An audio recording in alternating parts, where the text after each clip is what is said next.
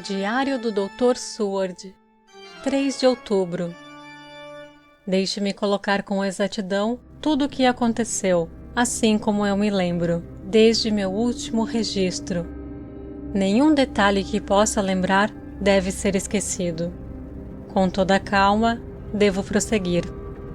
Quando cheguei ao quarto de Rainfield, o encontrei deitado no chão do lado esquerdo, em uma poça brilhante de sangue. Quando fui movê-lo, ficou imediatamente aparente que ele havia recebido alguns ferimentos terríveis. Não parecia haver nenhum sinal da unidade de propósito entre as partes do corpo que marca a sanidade, mesmo letárgica. Quando o rosto estava exposto, pude ver que estava terrivelmente machucado, como se tivesse sido espancado contra o chão. De fato, era das feridas do rosto que a poça de sangue se originou. O enfermeiro que estava ajoelhado ao lado do corpo me disse quando viramos: "Eu acho, senhor, que a coluna dele está quebrada. Veja, tanto o braço quanto a perna direita, quanto o lado inteiro do rosto estão paralisados." Como uma coisa assim poderia ter acontecido, era algo que intrigava o enfermeiro além da medida. Ele parecia bastante perplexo e suas sobrancelhas foram reunidas quando ele disse: "Eu não consigo entender as duas coisas. Ele poderia marcar seu rosto assim batendo sua própria cabeça no chão. Vi uma jovem fazê-lo uma vez no manicômio de Eversfield, antes que alguém pudesse pôr as mãos nela. E eu suponho que ele pode ter quebrado o pescoço caindo da cama, se ele tivesse uma torção estranha. Mas pela minha vida, não consigo imaginar como as duas coisas ocorreram. Se a coluna dele estava quebrada, ele não conseguiria bater com sua cabeça. E se o rosto dele estivesse assim antes da queda da cama, haveria marcas disso." Eu disse para ele: "Vá até o Dr. Van Helsing e peça que ele venha aqui imediatamente. Eu o quero sem demora." O homem saiu correndo e em poucos minutos o professor, em seu roupão e chinelos, apareceu.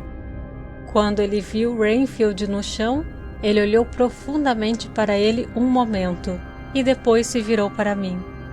Eu acho que ele reconheceu meu pensamento nos meus olhos, pois ele disse muito calmamente, obviamente para os ouvidos do enfermeiro: "Ah, um triste acidente!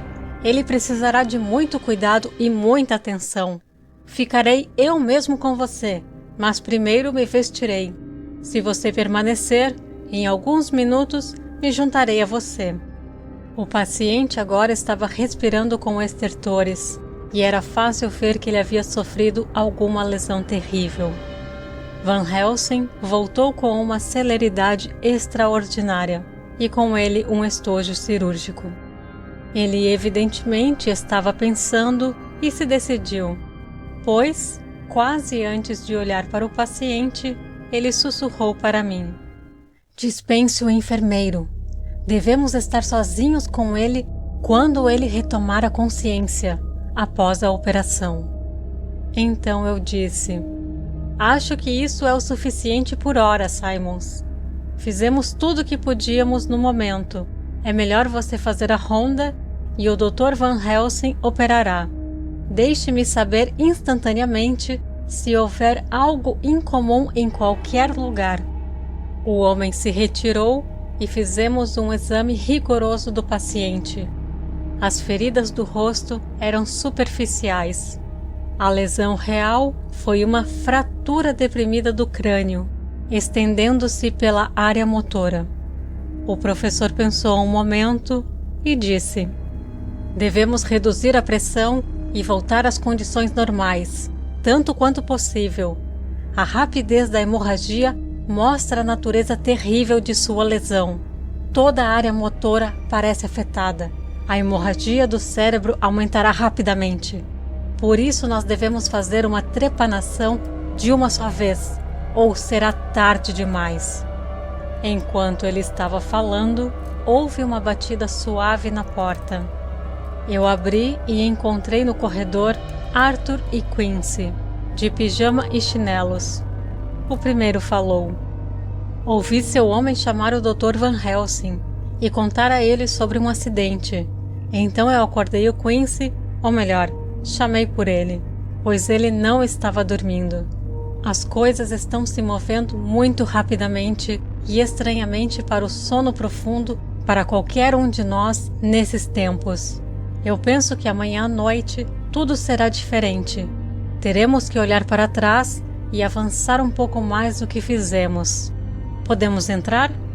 Eu balancei a cabeça e segurei a porta aberta até que eles tivessem entrado. Então eu fechei novamente. Quando Quincy viu a atitude e o estado do paciente e observou a poça horrível no chão, ele disse suavemente: Meu Deus, o que aconteceu com ele? Pobre, pobre diabo! Eu disse a ele brevemente e acrescentei que esperávamos que ele recuperasse a consciência após a operação. Por pouco tempo, em todo caso. Ele imediatamente sentou-se na beira da cama, com Godalming ao lado dele. Todos nós assistimos pacientemente. Vamos esperar, disse Van Helsing. Apenas o tempo suficiente para decidir o melhor local para a trepanação, para que possamos remover mais rápida e perfeitamente o coágulo sanguíneo, pois é evidente que a hemorragia está aumentando. Os minutos durante os quais esperamos passaram com lentidão temerosa. Eu tive um terrível afundamento em meu coração e, do rosto de Van Helsing, deduzi que ele sentia algum medo ou apreensão sobre o que estava por vir. Eu temia as palavras que Renfield poderia falar. Eu estava definitivamente com medo de pensar, mas a convicção do que estava por vir estava em mim, como li sobre homens que ouviram o presságio da morte. A respiração do pobre homem veio em suspiros incertos. Cada instante ele parecia que abriria os olhos e falaria. Mas então seguia uma respiração estertora prolongada, e ele recaía em uma insensibilidade mais fixa. Mesmo acostumado como eu estava com camas de doentes e morte, esse suspense cresceu e cresceu sobre mim. Eu quase podia ouvir as batidas fortes do meu próprio coração, e o sangue em minhas têmporas latejava como golpes de um martelo. O silêncio finalmente se tornou agonizante. Olhei para meus companheiros, um após o outro, e vi de seus rostos e sobrancelhas úmidas que eles estavam sofrendo a mesma tortura. Havia um suspense nervoso sobre todos nós, como se um pouco de pavor resfriasse poderosamente quando devemos esperar. Por fim, chegou um momento em que era evidente que o paciente estava afundando rapidamente. Ele poderia morrer a qualquer momento. Eu olhei para o professor e peguei seus olhos fixos nos meus. Seu rosto estava severamente definido enquanto ele falava. Não há tempo a perder. Suas palavras podem valer muitas vidas. Eu estive pensando que sim, enquanto eu estava aqui. Pode ser que exista uma alma em jogo. Vamos operar logo acima da orelha. Sem outra palavra, ele fez a operação. Por alguns momentos, a respiração continuou a ser estertora. Então, houve um fôlego tão prolongado que parecia que abriu o peito. De repente, seus olhos se abriram e ficaram fixos em um olhar selvagem e desamparado. Isso continuou por alguns momentos. Em seguida, ele se suavizou em uma surpresa feliz, e dos lábios veio um suspiro de alívio.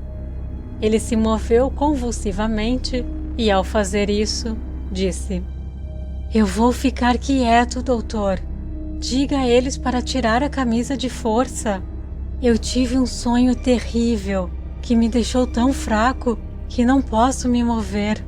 O que há de errado com meu rosto? Parece todo inchado e dói terrivelmente. Ele tentou virar a cabeça, mas mesmo com o esforço, seus olhos pareceram ficar vidrados novamente. Então, eu gentilmente o coloquei de volta na posição. Então Van Helsing disse em um tom silencioso: "Conte-nos o seu sonho, Sr. Renfield." Ao ouvir a voz, seu rosto iluminou através de sua mutilação, e ele disse: "Esse é o Dr. Van Helsing. Quanta bondade sua estar aqui. Me dê um pouco de água. Meus lábios estão secos, e eu tentarei lhe dizer: eu sonhei." Ele parou e parecia desmaiado. Chamei silenciosamente Quincy. "O conhaque está no meu escritório, rápido!" Ele correu e voltou com um copo, o decantador de conhaque e uma jarra de água.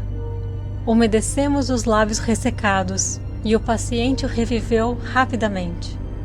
Parecia, no entanto, que seu pobre cérebro ferido esteve trabalhando no intervalo, pois, quando ele estava bastante consciente, ele olhou para mim com uma confusão agonizada que eu nunca esquecerei, e disse: "Eu não devo me enganar.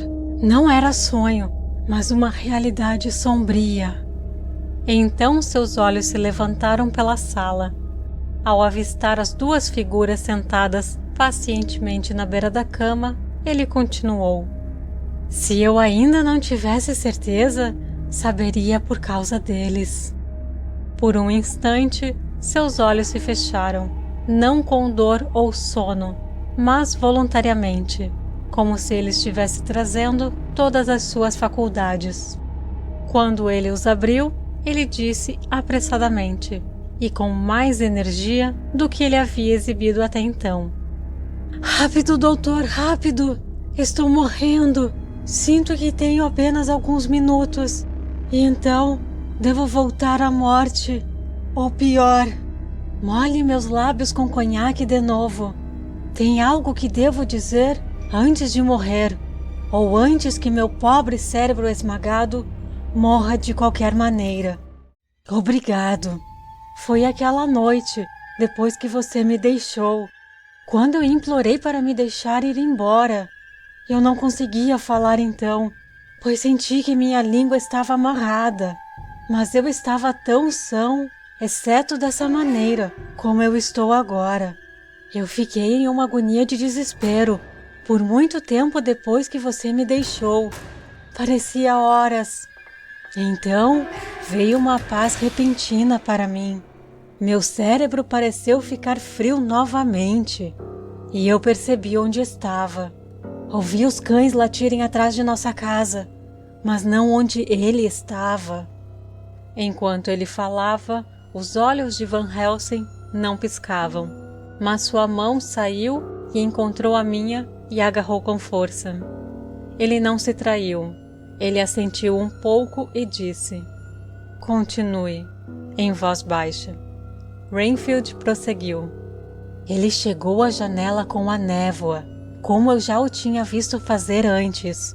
Mas ele era sólido na época, não um fantasma, e seus olhos eram ferozes como um homem quando zangado. Ele estava rindo com sua boca vermelha. Os dentes brancos afiados brilhavam à luz da lua quando ele se virou para olhar para trás no cinturão de árvores, para onde os cães estavam latindo. Eu não pediria que ele entrasse a princípio, embora eu soubesse que ele queria, assim como ele sempre quis.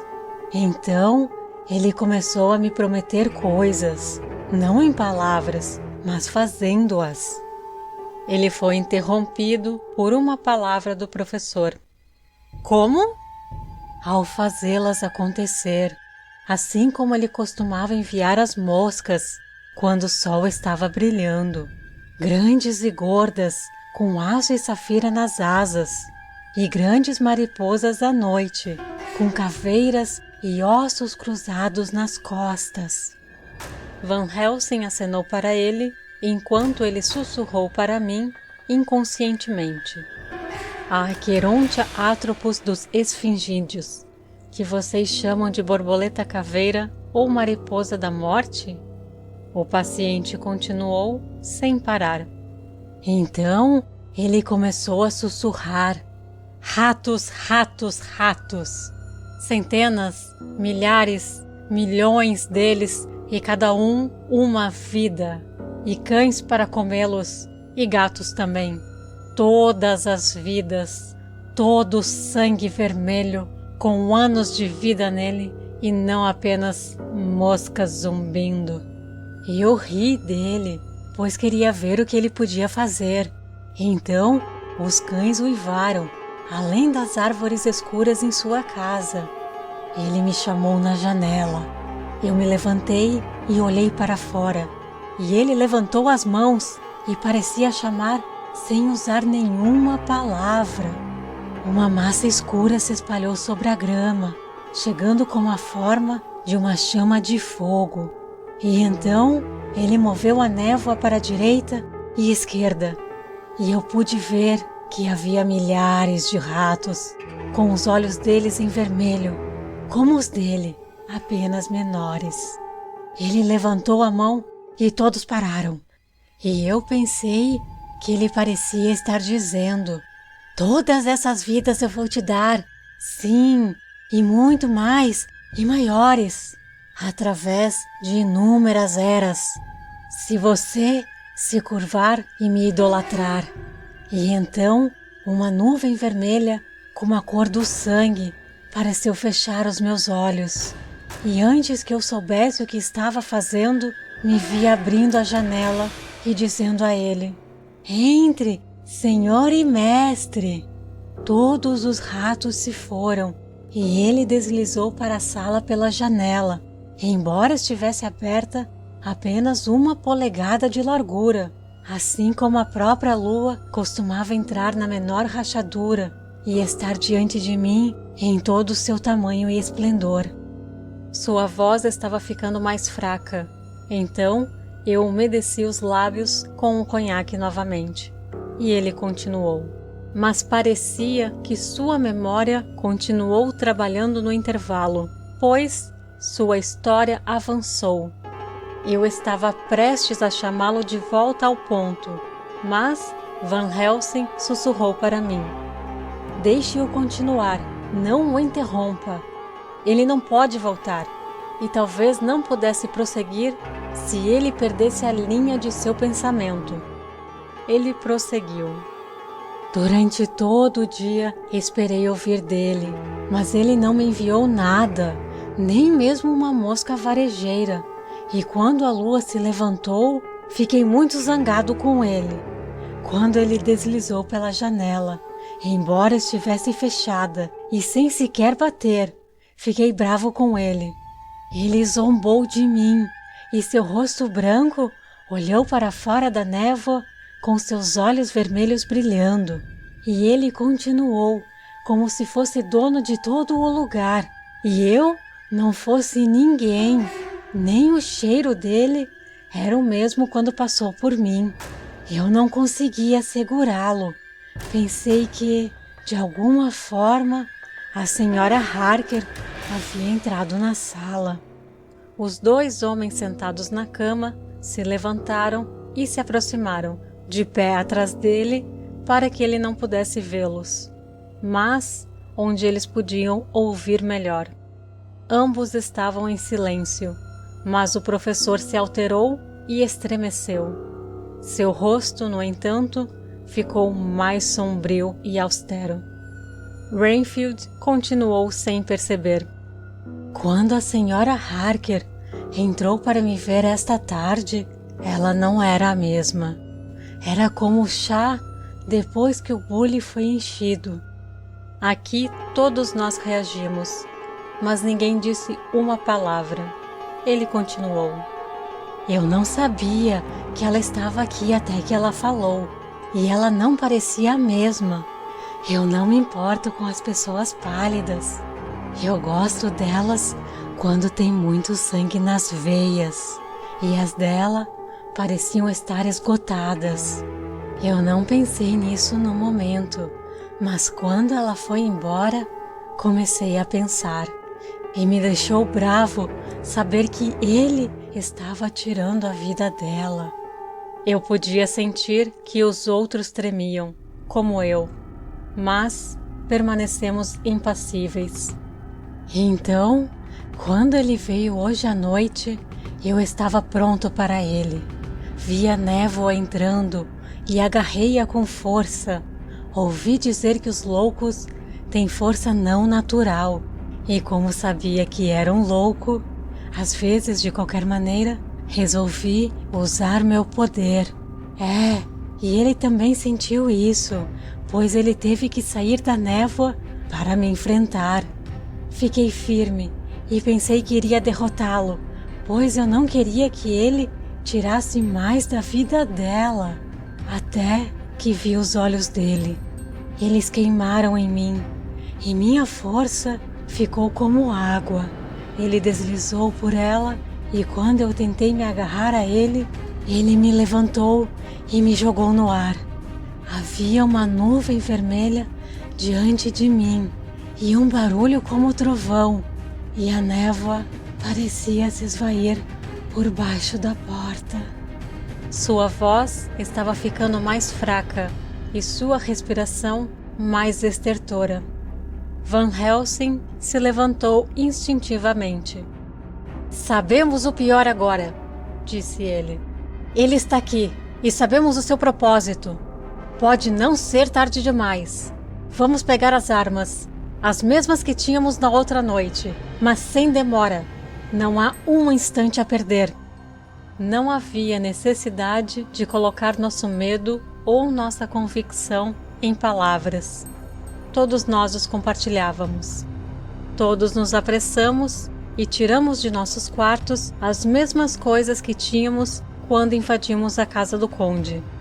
O professor estava com as suas prontas e, como nos encontramos no corredor, ele apontou para elas significativamente quando disse: Elas nunca me deixam e elas não deverão até que esse assunto infeliz termine. Sejam sábios também, meus amigos. Não é com o inimigo comum que lidamos, infelizmente. Que tristeza que a querida senhora Mina deva sofrer.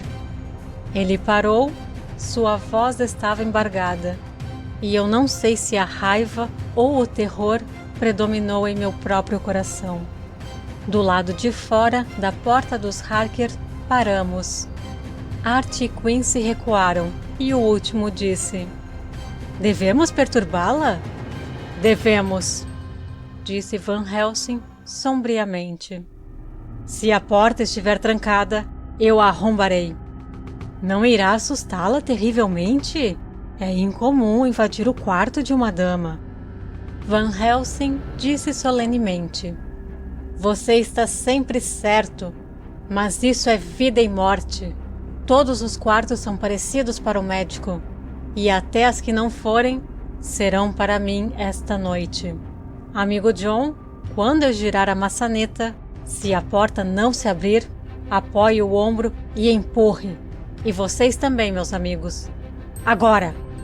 Ele girou a maçaneta enquanto falava, mas a porta não cedeu. Nós nos jogamos contra ela. Com um estrondo, ela se abriu e quase caímos de cabeça para baixo na sala. O professor realmente caiu, e eu vi por cima dele enquanto ele tentava se apoiar. O que eu vi me deixou chocado. Senti meu cabelo subir como cerdas nas costas do meu pescoço, e meu coração parecia ter parado. A luz da lua era tão brilhante que, através das cortinas, a sala estava clara o suficiente para enxergar. Na cama ao lado da janela estava Jonathan Harker, seu rosto corado e respirando pesado, como se estivesse em estupor. Ajoelhada, na borda próxima da cama, voltada para fora, estava a figura branca de sua esposa. Ao seu lado estava um homem alto e magro, vestido de preto.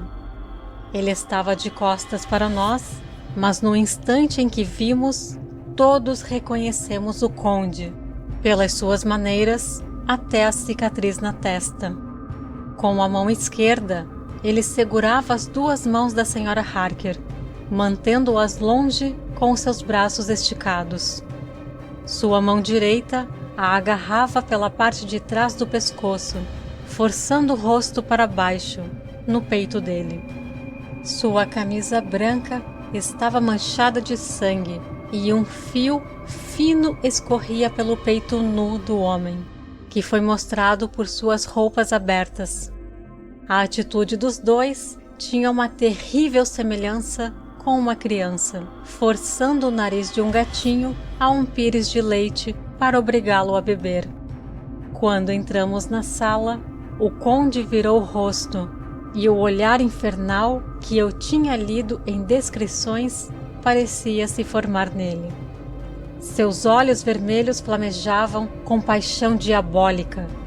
As grandes narinas do nariz aquilino branco se abriram largas e estremeceram, e os dentes brancos afiados, atrás dos lábios que gotejavam sangue, estavam cerrados juntos como os de uma besta selvagem.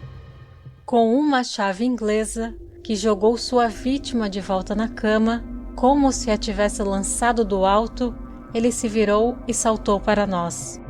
Mas a essa altura, o professor já estava em pé e segurava em sua direção o envelope que continha a hóstia sagrada. O conde parou de repente, assim como a pobre Lúcia havia feito do lado de fora da tumba, e se encolheu. Mais e mais ele se encolhia, enquanto nós levantávamos nossos crucifixos e avançamos. A luz da lua falhou de repente, quando uma grande nuvem negra cruzou pelo céu, e quando o lampião se acendeu com o fósforo de Quincy, não vimos nada além de um vapor fraco.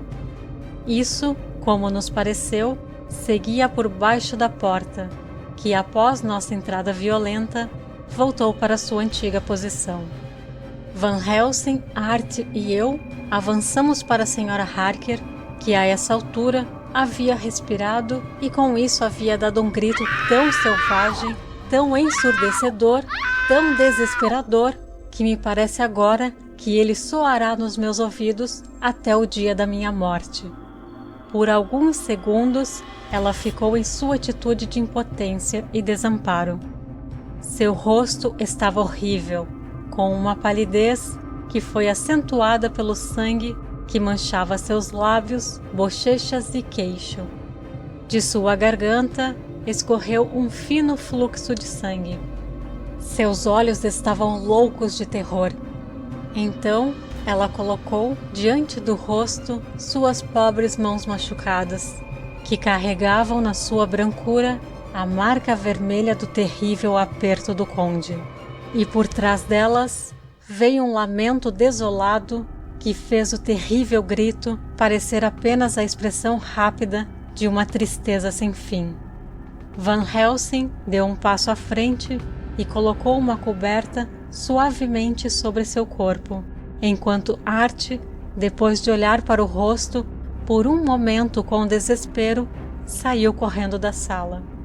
Van Helsing sussurrou para mim: Jonathan está naquele estupor que sabemos que o vampiro pode produzir. Não podemos fazer nada com a pobre senhora Mina por enquanto, até que ela se recupere. Devo acordá-lo. Ele mergulhou a ponta de uma toalha em água fria e, com ela, começou a jogá-la no rosto, sua esposa o tempo todo segurando o rosto dela entre as mãos e chorando de uma maneira que era de partir o coração de ouvir. Eu levantei a cortina e olhei pela janela. Havia muito luar.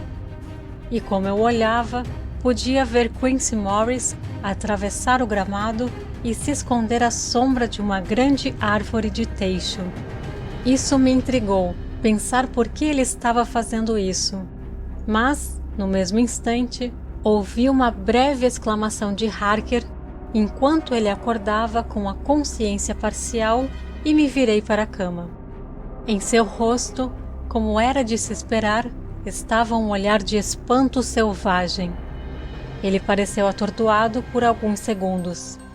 E então, a consciência total pareceu explodir sobre ele de uma só vez, e ele se sobressaltou.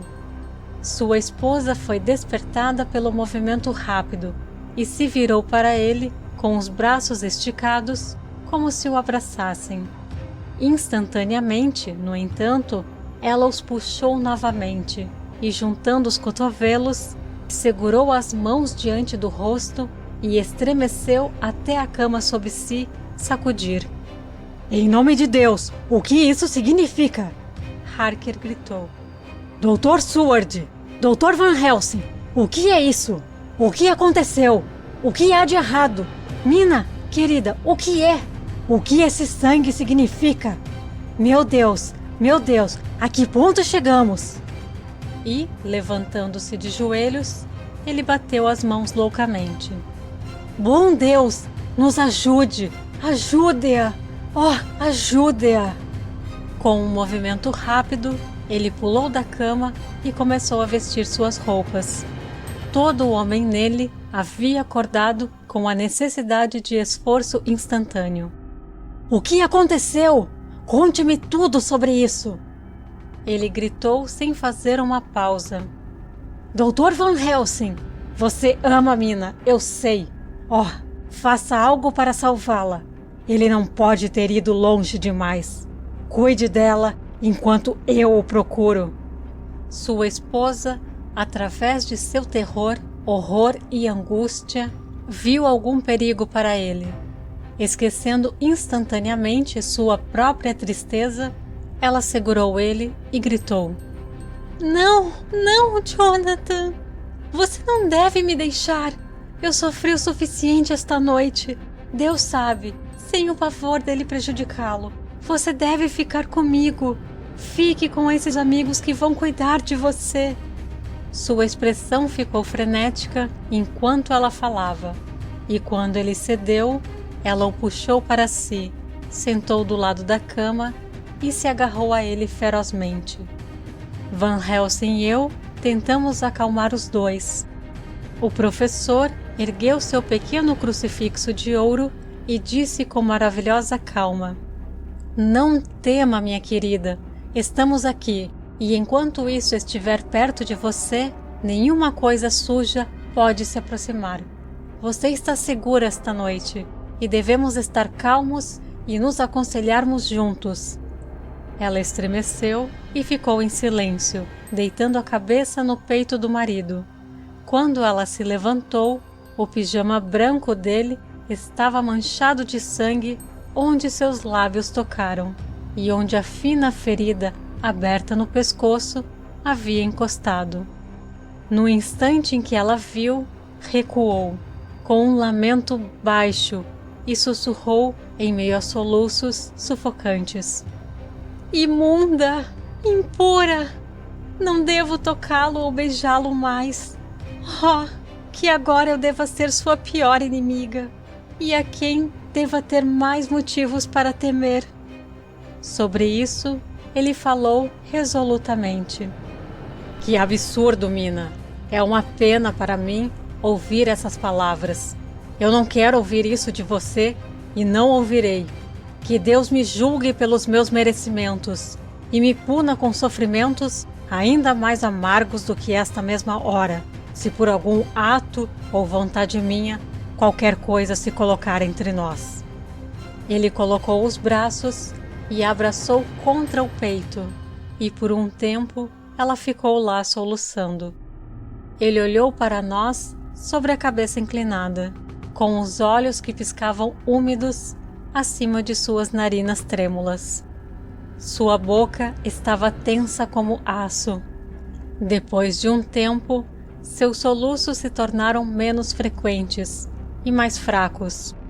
E então ele me disse, falando com uma calma estudada, que eu senti que exigia ao máximo o poder de seus nervos: "E agora, Dr. Seward, conte-me tudo sobre isso. Muito bem, eu conheço o fato geral. Diga-me tudo o que houve." Eu disse a ele exatamente o que havia acontecido, e ele ouviu com aparente impassibilidade. Mas, Suas narinas se contorceram e seus olhos brilhavam, enquanto eu contava como as mãos cruéis do conde seguravam sua esposa naquela posição terrível e horrível, com a boca sobre a ferida aberta no peito. Me chamou a atenção, mesmo naquele momento, ver que, enquanto o rosto pálido da paixão trabalhava convulsivamente sobre a cabeça curvada, as mãos, com ternura e carinho, acariciavam os cabelos enrugados. Assim que eu terminei, Quincy e Godalming bateram na porta. Eles entraram após nosso chamado. Van Helsing olhou para mim inquisitivamente. Eu entendi que ele queria que aproveitássemos a vinda para desviar, se possível, os pensamentos do infeliz marido e mulher um do outro e de si mesmos. Então, ao acenar concordando com ele perguntou o que haviam visto ou feito, ao que Lord Godalming respondeu: Eu não consegui vê-lo em nenhum lugar da passagem, ou em nenhum de nossos quartos. Eu olhei no escritório, mas, embora ele tivesse ido para lá, ele já havia sumido. Ele tinha, no entanto... Ele parou de repente, olhando para as pobres figuras caídas na cama. Van Helsing disse gravemente: Continue, amigo Arthur. Não queremos aqui mais ocultação. Nossa esperança agora está em saber tudo. Fale livremente. Então Art continuou. Ele esteve lá e, embora só possa ter sido por alguns segundos, ele fez um caos no lugar. Todo o manuscrito havia sido queimado e as chamas azuis estavam piscando entre as cinzas brancas. Os cilindros do seu fonógrafo também foram jogados no fogo e a cera alimentou as chamas. Aqui eu interrompi. Graças a Deus, há outra cópia no cofre. Seu rosto se iluminou por um momento, mas desanimou de novo quando ele continuou. Eu desci as escadas então, mas não pude ver nenhum sinal dele. Eu olhei para o quarto de Rainfield, mas não havia nenhum rastro lá, exceto... Mais uma vez, ele fez uma pausa. Continue, disse Harker bruscamente. Então ele curvou a cabeça e, umedecendo os lábios com a língua, acrescentou: exceto que o pobre sujeito está morto. A senhora Harker levantou a cabeça. Olhando de um para o outro, ela disse solenemente: A vontade de Deus seja feita.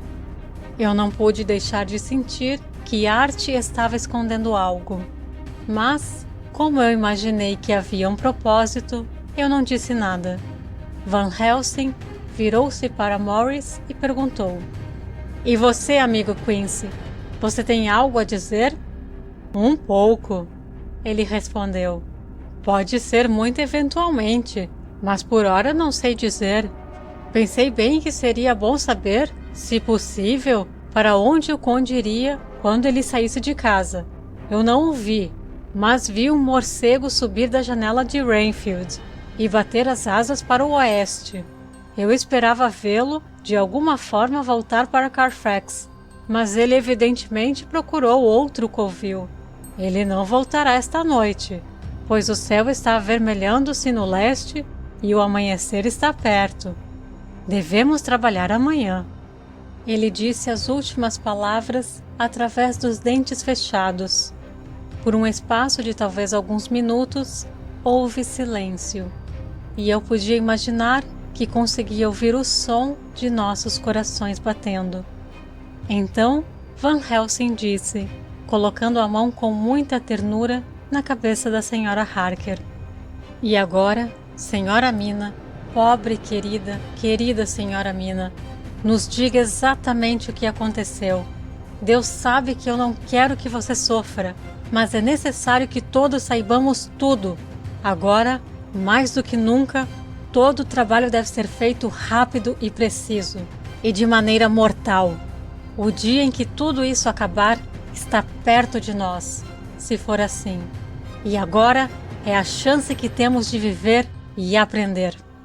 A pobre e querida senhora estremeceu. e eu pude ver a tensão de seus nervos enquanto ela apertava o marido mais perto dela e dobrou a cabeça mais e mais baixo, ainda no peito dele. Então, ela levantou a cabeça com orgulho e estendeu uma mão para Van Helsing, que a levou à dele e, depois de se inclinar e beijá-la com reverência, segurou-a. A outra mão estava presa à do marido, que segurava seu outro braço jogado em volta dela de maneira protetora. Depois de uma pausa, em que ela estava evidentemente organizando seus pensamentos, ela começou: Eu peguei o sonífero que você me deu tão gentilmente, mas por muito tempo ele não agiu.